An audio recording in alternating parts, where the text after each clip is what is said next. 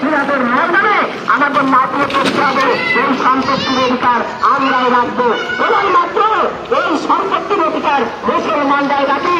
কারণ আপনি মনে রাখবেন, এই সম্পত্তি যদি রাজ্য হাতছাড়া হয়ে যায়, আমাদের মসজিদ, আমাদের মাদ্রাসা, যেখানে আমাদের দিনের শিক্ষা আমরা অর্জন করতে পারি, সেই শিক্ষা ব্যবস্থা পরিপূর্ণরূপে বন্ধ হয়ে যাবে, যা থেকে আমাদের ধর্মের উপর আঘাত আনবে।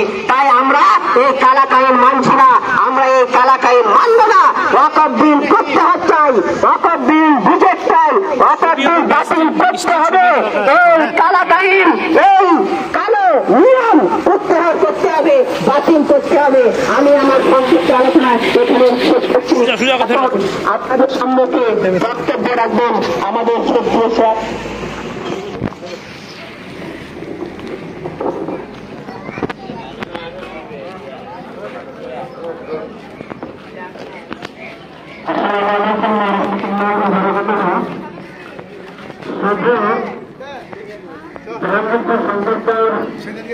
এলাকার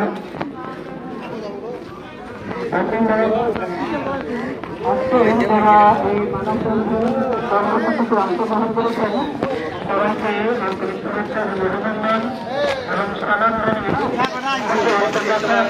রাখবো।